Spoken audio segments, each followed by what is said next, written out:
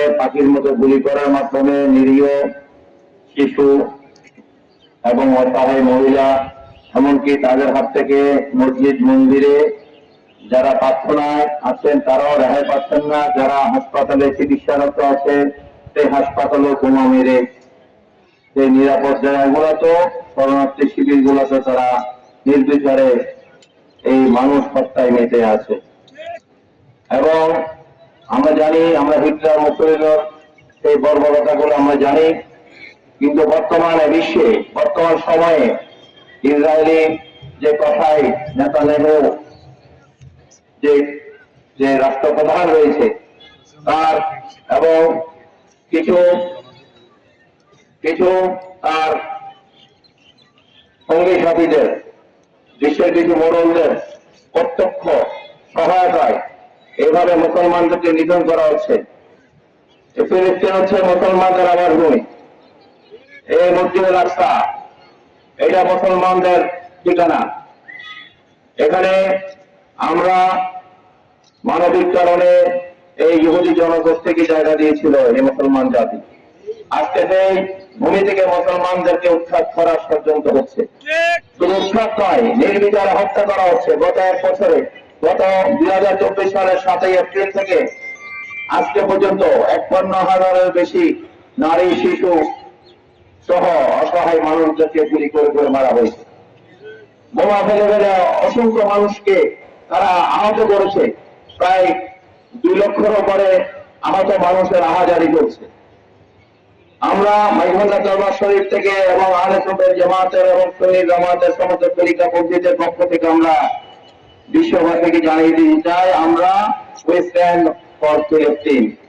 আমরা এই অসহায় মুসলিমদের পাশে আছি, আমরা ফিলিস্তিনের পাশে আছি, আমরা গাজাবাসীদের পাশে আছি।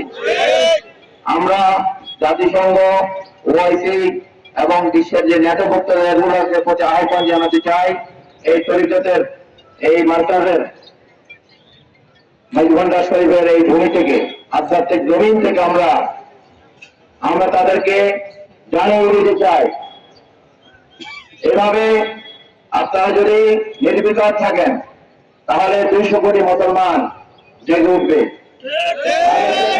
আমাদের কোন সমাজের পক্ষে সম্ভব হবে না। আমরা আজকে এই মাইজভান্ডার ভূমি থেকে আমরা সমস্ত মুসলিম জাতিকে জাগিয়ে দিতে চাই যে আমরা আসল প্রতিবাদ করি, যার যার অবস্থান থেকে প্রতিবাদ করি। আমরা অর্থনৈতিক অবরোধের মাধ্যমে এই ইহুদিদের যত কোম্পানি আছে তাদের প্রোডাক্ট আছে এগুলো আমরা বর্জন করি। কিন্তু মনে রাখবেন, কোন প্রতিষ্ঠানে হামলা করবেন না, লুটপাট করবেন না। আমরা মানবতার পক্ষে, আমরা সম্প্রীতির পক্ষে, আমরা শান্তির পক্ষে। আমরা তাদেরকে, তাদের প্রোডাক্টকে আমরা বর্জন করব। এই ইহুদিদের কোন প্রোডাক্ট আমরা গ্রহণ করবো না। কারণ এই আমাদের টাকা দিয়ে যারা আমাদের মুসলমান ভাইদেরকে, আমাদের শিশুদেরকে, আমাদের মাদের বোনদেরকে তারা হত্যা করছে। এই জন্য সারা পৃথিবীর মুসলমানদের প্রতি মানবতার পক্ষের সমস্ত বিশ্ববাসীর প্রতি আমাদের আহ্বান, শুধু মুসলমান নয়। আসুন আমরা এই হত্যাকারীদেরকে বর্জন করি, হত্যাকারীদের সমস্ত সহায়তা বন্ধ করি।